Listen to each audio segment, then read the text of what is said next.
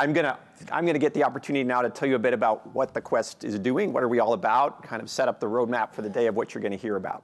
So if I could, I think this is my first slide. Let's see if this works. There we go. Okay, so again, to remind you, I'm Jim DiCarlo. I'm the director of the Quest for Intelligence.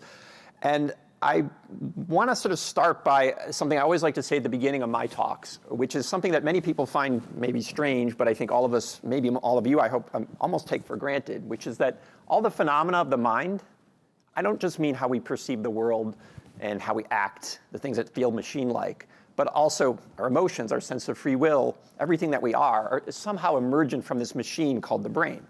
And that's provocative in some corners, but to us it's sort of taken for granted. What's amazing about that means the phenomena of the mind can be understood in engineering terms, like any machine can be understood in engineering terms, and all its emergent phenomena, in this case, the phenomena of the mind, especially the phenomena like intelligence, which is the focus of the Quest. Now, I sort of often here put up this iPhone as an example of a complex machine that, yes, we can understand as humans. I don't mean to say that your brain is an iPhone or your mind is like your apps on your iPhone, but using those analogies, say we can understand the mind in the same way that we understand a machine like this one, which is a complex form of understanding, but is possible. Okay, so that's the quest we're on, is to understand intelligence in engineering terms.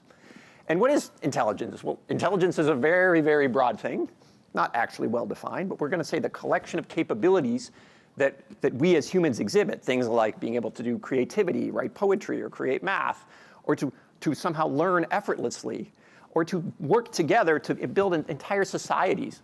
These are aspects of human intelligence that we think, again, are understandable in engineering terms. Now, I'm going to talk for 30 minutes, but there's only really 3 things I want you to remember. If nothing else, remember I'm going to say today. The first is this question of can we understand intelligence in an engineering sense? This is really arguably the greatest open scientific question of all time. It's right up there with the origin of life and the origin of the universe. The second is, and Sally already mentioned this, the Quest is the only unit at MIT that's actually aimed directly at building that scientific understanding. So if you come to MIT and you want to say, how does intelligence work, this is the place to go. And the third thing is, we've seen remarkable progress in AI. You've all sort of witnessed it in the sort of ecosystem of the world that you're in over the last decade. But I think over the next decade, you're going to see even more progress in a deep understanding of what human intelligence is, and its changes to what we call AI at the moment as that evolves with the work that we do. Okay, so those are the 3 things. So let's kind of zoom out a little bit and kind of step back. I already alluded to this. Where is AI today? Well, again, we have ChatGPT. Things seem remarkable in some ways and strange in others. But whether you can say it's your frustrating interactions with Alexa or Siri, or your favorite talking app, your large language model, whether you're still sort of frustrated with that or you see its remarkable power, it's sort of in the mix there. We still don't have robots. I don't see robots serving you guys breakfast outside. That's not happening yet. And you may not know this, or maybe you do, these systems use remarkable amounts of data and power, as Sally also mentioned. So we've seen remarkable advances, yet we still don't have a deep understanding, I would argue, of intelligence, or we would have some of these challenges would not still be in front of us on the kind of engineering AI space. And Richard Feynman has a quote, "What I cannot create, I do not understand." So this is a sign of our lack of full understanding of intelligence. What about human intelligence? What do we know about that? Well, I can say this with some authority, as I was department head of brain and cognitive sciences for almost a decade.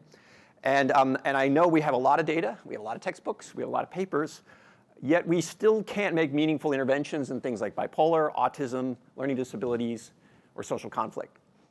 Those are things that I think if we did have an understanding of intelligence, or a deeper engineering level one, we would be able to make more meaningful impact in those things. An analogous quote here is, "What I cannot repair or remedy, I also do not understand."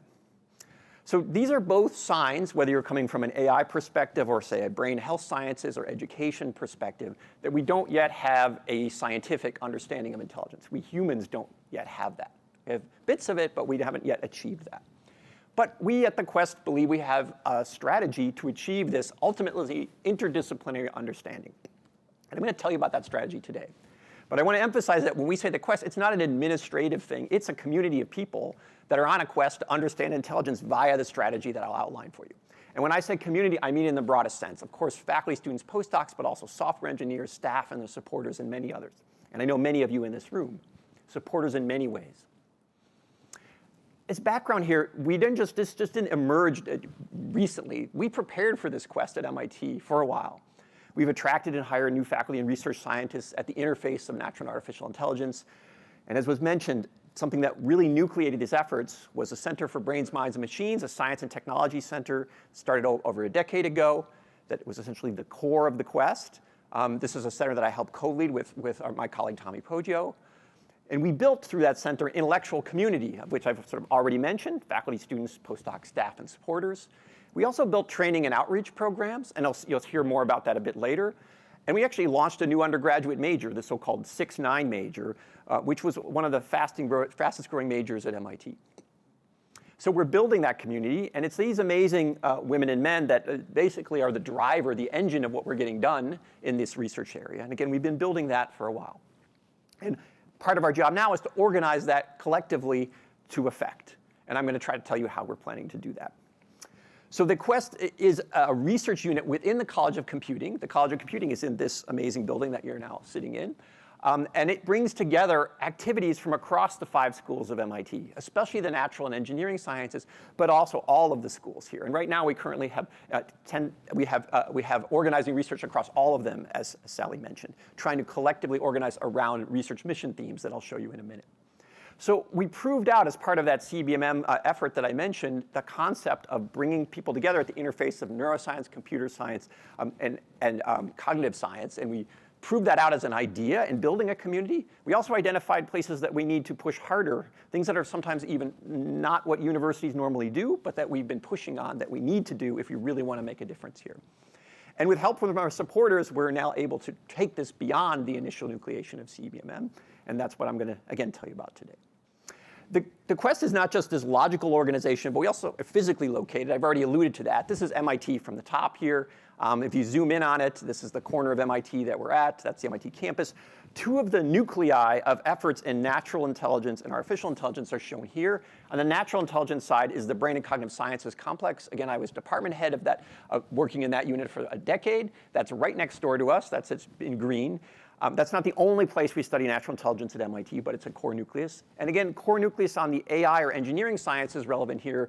As a lot of where EECS is located, which is right across the street, and its data and associated buildings that are literally right across the street. And MIT, in its wisdom, not by chance, placed the Schwarzman College of Computing right here, right next to the Brain and Cognitive Sciences Complex. And actually, there's a physical bridge between these 2 buildings, which is both a physical and an intellectual bridge, if you will. And the MIT Quest headquarters is housed here in this building on the 3rd floor to coordinate activities from across MIT in this effort, which is, again, is part of what the College of Computing aims to do broadly in computing, here in the space of intelligence. OK, so what is this strategy that I mentioned? So there have been, for many decades, efforts in the natural sciences and the engineering sciences. They've usually been disconnected, sometimes touching each other and drifting apart. But what we aim to do in the Quest is to take advantage of the power of both of these sides of the street, literally, and sides of the street intellectually to pull them together. And again, we've shown this works. But I'm going to give you an outline of this that I'll keep showing to you in this talk today. Natural sciences, what we do in natural sciences is we make discoveries and measurements. They inspire from the natural system how intelligence seems to be possible in ways that are remarkable to us. And we can measure those things both behaviorally, which is associated with cognitive science, and also at the hardware level, which is associated with neuroscience, that machine that I mentioned. On the creative side and the engineering side, we come up with ideas, theories, principles, actual models of how intelligence might work. And what we're doing at the Quest is synergizing these efforts to work together to build integrated machine executable models of intelligence. These models sit at the interface. They are the things that nucleate people to work at a common problem. And they serve simultaneously feedback in 2 ways to these sort of traditional disciplines. One is they serve as hypotheses of the mechanisms of how human intelligence might work.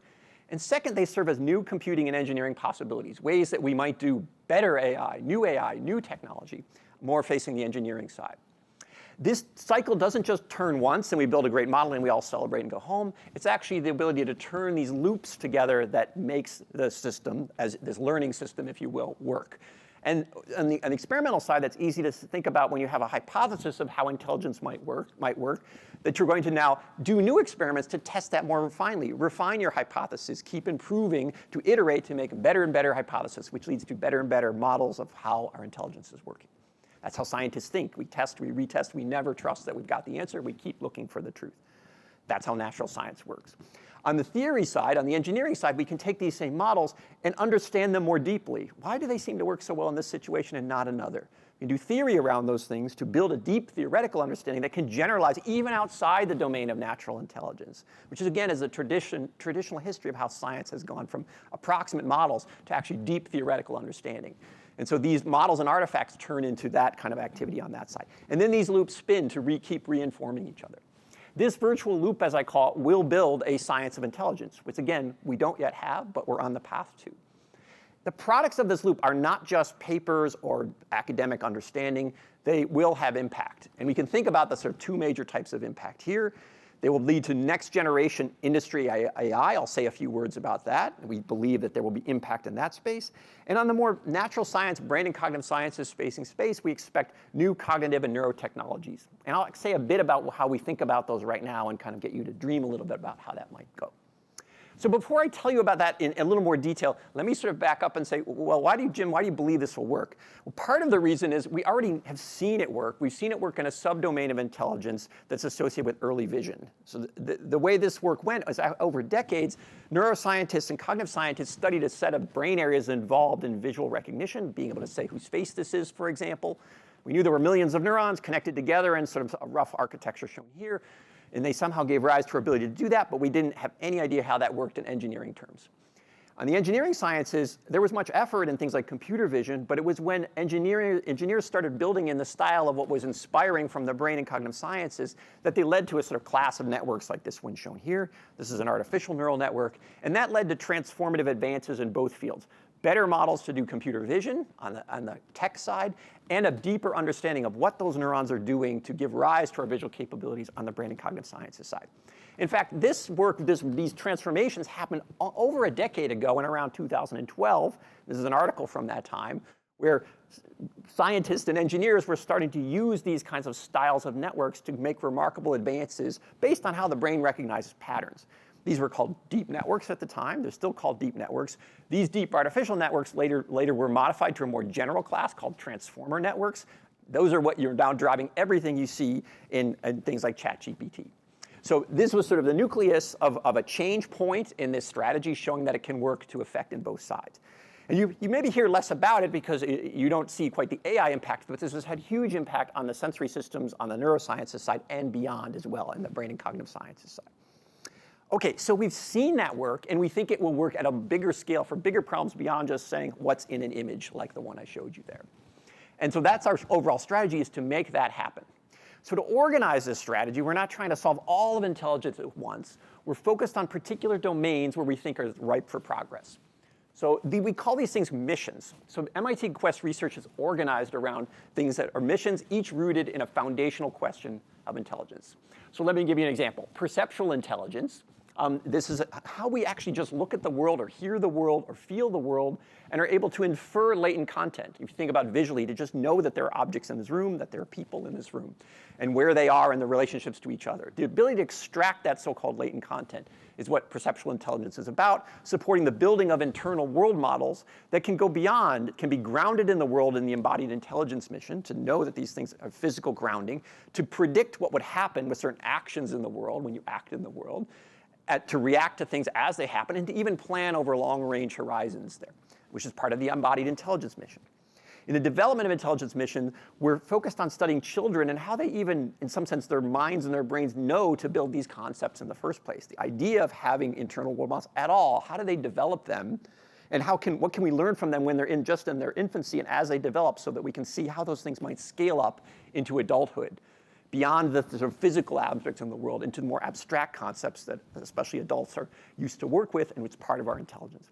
We communicate those internal world models that we have inside each other to each other in something we refer to as language, and one of our missions is oriented around that, how we communicate the contents of our internal world models between each other. And then social intelligence. Most of what we accomplish as a society is not individually done. It's how we interact together to produce things that we couldn't otherwise do individually. Again, collectively build society. And so that is a fifth mission area. all of these areas are supported by a mission, almost platform area that we refer to as scaling inference, which is giving us tools to actually build systems that can engage these ideas of world models at scales that can actually engage with these kinds of problems. And you'll hear a bit about that in both my talk, but also a bit later today. Concretely, each mission is aiming to discover and demonstrate machine executable models of these domains of natural intelligence to get systems to essentially work in these areas computationally, cognitively, and neurally. Computationally means it has good theoretical grounding. Cognitively means it's aligning with the behavioral measurements that we have. And neurally means it's aligning with the neural measurements we have from different brain subsystems. Models that can span and connect all three of those different areas. Okay, so then you might say this virtual loop, this is the picture of what we're after of the quest, to turn this virtual loop within these mission areas and then across these mission areas. Okay, and it's at this point of the talk that I would normally sort of say, now I could just turn it over to my colleagues and say, they'll tell you about all the amazing stuff that they're doing. But I'm the director of the quest, so I took a little bit of time to go a little bit off script and tell you a bit about what, not just my hopes and dreams, what I've been talking about, but also the worries that I have. Like, why might this not work? And what are you worried about, Jim, and what keeps you up at night? So I thought, since this group is coming to hear what we're doing, I'm going to share with you the worries that I have and a bit about how we're trying to approach them. Okay, so the biggest worry I have when I think about this cycle is not that it won't work. It's going to work. It's just a question of time scale now. How long will this take? It took decades for that vision work to pan out. Decades of many labs not coordinated in an explicit way, implicitly coordinated, not explicitly like I'm describing here. So one worry I have is that how do we get these folks from these different cultures and different disciplines to work across this boundary together, to interface together? So that's one worry I have and one class of worries. And so the way that we've been approaching this is we're making a couple of bets. One bet is, I've already mentioned to you, we're betting on people that actually live across those boundaries, and we're challenging them to work across those boundaries, across those interdisciplinary boundaries in these areas called missions. Lots of nudges that we use to make this happen. This actually initiated from CBMM, and we're scaling this up to be even more across the university. Okay, that's a bet that we're taking to try to do that. And it's not just the bet about the people that we happen to have here at the moment or that we've recruited. We're building the next generation. We have one of our flagship things, a summer school, Brains, Minds, Machines Summer School, that you'll hear about later today. That's actually training students to work at this interface, to think more naturally across these boundaries, to essentially build the field at that interface. Another thing we're doing is more on the technical side. So even if you have teams of people that want to work together, you have to give them tools to help them work together. So for instance, for a perception team to know that they build a model, does it actually have any alignment with the brain systems that it's supposed to be modeling and the behaviors that it's supposed to be producing?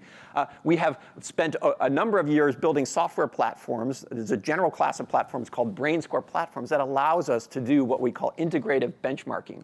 The models that we are building and testing can be compared against a number of experimental measurements, not just from single labs, but from many labs, not just at MIT, but outside of MIT.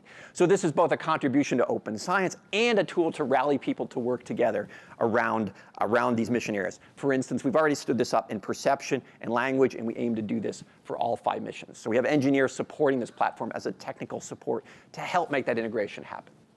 Okay, so those are 2 examples of things that I'm doing to assuage some of my worry at the interface space there. Now I want to tell you about sort of another space of worries that you might have if you're listening to this, which is that these loops might turn like really slowly, like maybe over years. There's a new model, you talk to an experimental lab, they do an experiment, then some results come back a couple years later, then there's an update to the model. That sounds like a pretty slow feedback loop, sort of years time scale. That was kind of how it was working before. We need this to go faster if we want to really make progress here on both sides, both the model building and the data collection side. So one bet that we're taking, I'll call bet number 3, is we've made investments in support systems to speed up and scale up natural science data collection. Some of this was first done in their developing intelligence missions with folks, some of you'll hear about later today, Laura Schultz and others who you'll hear from. They worked on a platform called Look At in the context of Children Helping Science to speed up data collection in the developing intelligence mission. And maybe you'll hear a bit about that. We've also launched something we call the Intelligence Observatory, where we're scaling up the ability to do at least behavioral measurements from humans very quickly, very rapidly, just in response to a model update, maybe even on the same day, to not wait years for experiments, maybe just minutes to get those kind of data. And you'll hear how we're scaling that up more broadly in an area called the Intelligence Observatory, and there's a demo I think you can go to in our demo session. Those are examples where I'm trying to get the teams to spin that loop faster on the left. Now on the right here, we're also making efforts to build models faster. And I already mentioned software platforms that we're working on to build AI systems that we think are more scalable than the industry approaches that will help us build models faster. And also, not surprisingly, more aligned with human cognition, we think. And I'm going to say a bit about that right now. So let me tell you a bit about the way we think about building engineered systems and how they relate to that natural sciences data. Now that I've sort of told you about some of my worries and how we're approaching them. So to understand our approach to this, you need to first understand what's the dominant industry approach to building AI systems. So the way this might work is you have the actual state of the world, maybe this perceptual world here. This is a physical world you might need to navigate. That's just an example. And what's going on is you might say, take that world and make a bunch of measurements of worlds and similar worlds. You could take camera data from the world. And you can even use computer science to simulate that world, to generate versions of the world that you haven't yet seen, but to simulate how the world might look. And so typically what's done in industry AI is you generate a lot of data like this, either by collecting it or simulating it, so calling that here sensor data. And then you connect that data to essentially a big function fitter. That function fitter is an artificial neural network, and now those are called, again, a transformer class, where you connect the inputs from the sense data, in this case a visual world, you connect the outputs to the desired goals of what you want the system to do, and then you optimize the parameters within that big function as fast as you can, using as much data as you can to optimize it to match the world. So for things like language, you're going to do things like next word prediction. For vision like this, you might do predicting what's out there in the world. And so what's interesting about this approach is it treats the world as sort of a black box. And it says, I just need to relearn the world and absorb it somehow into that big function approximator. So interesting, it's also a bit of a challenge and a problem, because that approach is massively compute intensive, requires a lot of data, and that's where a lot of the companies are making their big investments now, is to scale that up, to make bigger and bigger models, to build more and more data, and to capture, to implicitly absorb more and more of that into the sort of organism, if you will, on the right. The other thing that's even more scary is that these, that could maybe be overcome with costs eventually, but not clear if it will get to solve all the problems. And here's an example. One problem here is so-called corner cases, so things that aren't in your data or aren't anywhere near your data. And so what's a corner case, you might ask? Well, if you think about, I'm a corner case, a non-corner case might be I'm outside, you're outside, you see a person riding a bike down a nice residential street. That's a traditional case that might show up in a data set about people riding bikes in streets. A corner case might be, well, someone's carrying a bike in the middle of the night across a dark highway. Not something you would typically expect, but could easily have happened. In fact, that case did happen, and it actually turned out to be lethal. So if your systems can't cover the corner cases, you can run into serious problems. And so, but we think if we take advantage of an alternative way to build AI, we might more naturally cover those corner cases and scale much better to cover them. Systems like human minds apparently seem to generalize from very limited data, and they also seem to use very little compute to do that.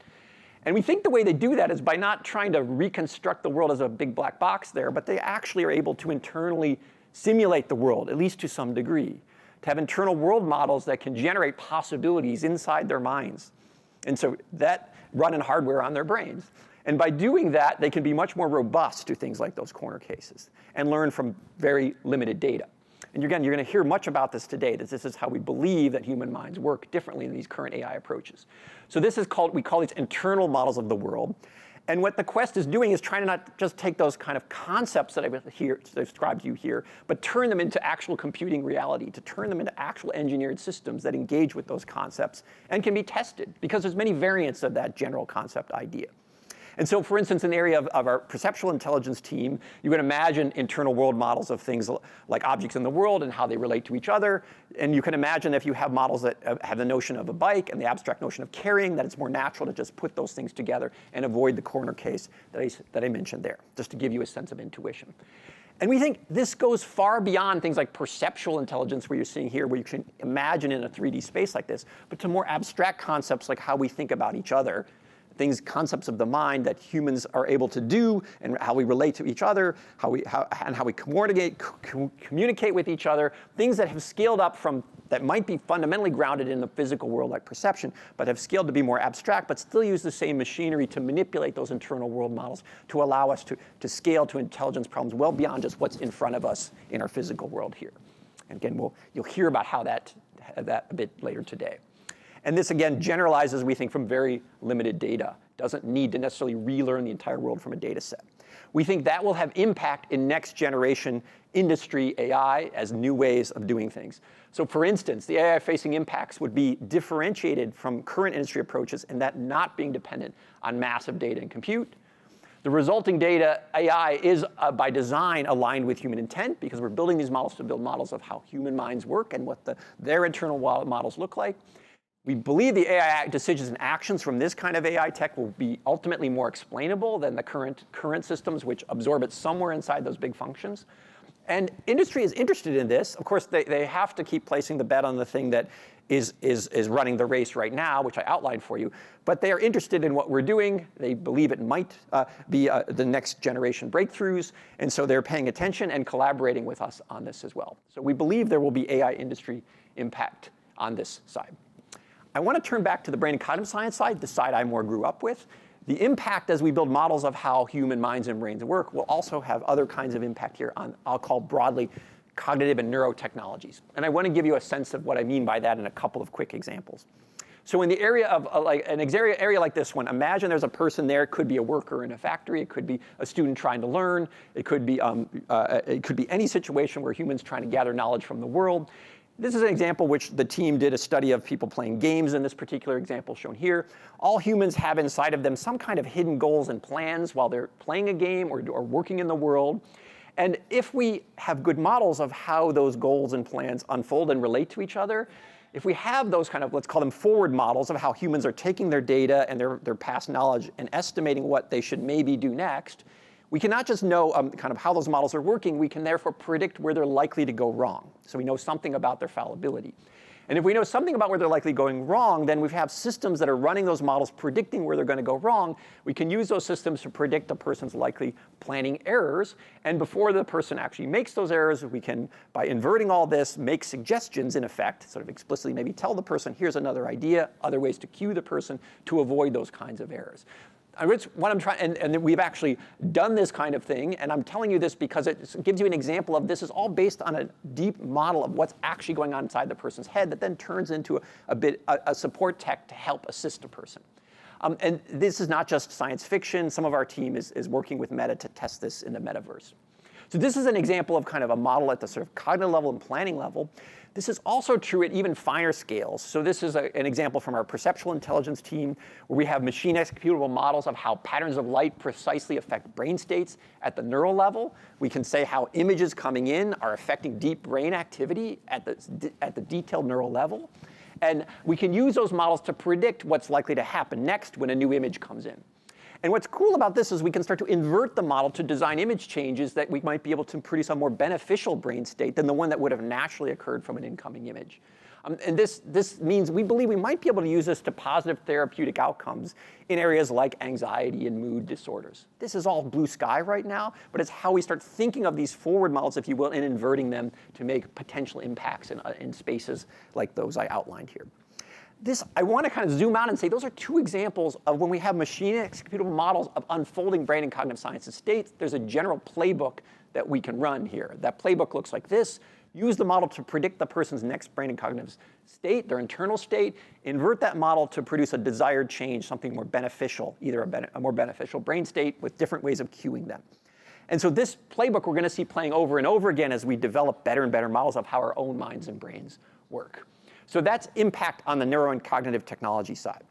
Now, at this point, I want to point out that these things, as we have models of how we work and how AI can be built, they naturally bring up worries and risks, right? So as we build these models, there's risks that must be considered here. Many of these risks are in common with AI tech in general, and you probably have heard about these: privacy invasion, bias discrimination, job loss, social and physical weaponization. These are, of course, things we also deeply worry about, especially on the AI side. But we consider these issues through the lens of our unique scientific approach, where we're trying to push towards the beneficial side of these kind of deeper understanding. It sort of gave you a sense of that. It's sort of, we can think about mind reading as maybe sometimes bad in certain situations, but also the ability to use that to sort of idea to predict compassionate care or to better deliver compassionate care. Or for instance, ameliorating learning disabilities as opposed to doing something that seems nefarious. Or instead of human job replacement, relief from unrewarding work. That's where we want to push the technologies that we're developing. So these are, of course, we always consider these from a dual perspective here of all technology can produce changes, both good and bad, and we're very attuned to trying to push our things towards what will make life better. I want to also point out that the Quest this is not industry here. This is a university. It's an open university. And so this is a big reason why we think universities should keep leading in this space. And we support and also partner with something called the Social and Ethical Responsibilities Group at MIT, CERC, which is Social and Ethical Responsibilities of Computing, which is inside the College of Computing, which is part of what the college is supporting. And that helps us guide that work both in how we teach our students and how we execute that research. And unlike much of AI work broadly that leads to bolt-on ethics after you've built that function approximator, our goal is to actually deeply understand the origins of human ethics as part of what makes us who we are in intelligence. And that's fundamental to a big part of the work that we do. So those are differences, and we think they color all the work that we do here today, and we think help us to navigate those risks, of course, as science and technology develop. I want to also point out some of the unique activities that we do at the Quest that I've already touched on. We have interdisciplinary staff, student teams in these missions. That is unique. We have these software platforms. I mentioned a few of them to rally people together, as I mentioned, and to drive impact. That is also a bit unusual inside a university. And to support that, we have research engineers that actually support those things. This is, as I said, not the normal research model inside academia. It's a risk and a challenge. This structure leads to unique funding opportunities, and for those of our supporters have really seen this and embraced that, and thank you. And among universities, though, MIT is at the world forefront of attempting this way to move university research into the future. And so this is the slide where we're now going to turn it over to my colleagues and tell them a bit about more detail what's going on in these missions. And I want to just give you a little bit of the roadmap for today. So I told you about this virtuous loop here, and now we have in these missions that we've talked about. You're going to hear in the AM discussion section right after I speak here about especially language and development of intelligence and its relationship to scaling inference. In the afternoon, you're going to hear more about embodied and a bit about perceptual intelligence and its relationship to scaling inference.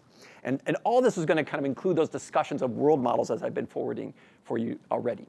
So that's to get a sense of the two main kind of discussion areas. You're also going to hear other activities throughout the day that I mentioned, things like the summer school, and you've got a bunch of cool demos and things at lunchtime. I want to close out my remarks by just kind of zooming out to remind you that what we're on again is this great scientific mission, a scientific understanding of intelligence. And that is, of course, a key open science question, and it will have impact. I already mentioned some of this. Aligning AI systems capable of improving the world, developing deep knowledge of how we learn, which unlock new ways to teach humans. Engineered level understanding of how brains gives rise to minds will lead to new ways to successfully intervene in mental health disorders. I mentioned a little bit of that at the end there. More broadly, automatically recognizing cultural influences to better avoid social conflict. MIT is a university that wants its research to have impact. These are areas that it will definitely have impact. But also, this is a grand scientific quest. And like all scientific quests, we don't know all the areas that it will have impact. These are just the ones we think we can predict. And I hope that you're inspired as we are to sort of seeking that deep scientific understanding for all the impacts it will have, even beyond the ones that we can imagine right now. And I want to end by thanking you for taking your time to listen to my remarks, for joining us here today. And I hope that many of us will embrace joining this quest with us. And thank you all.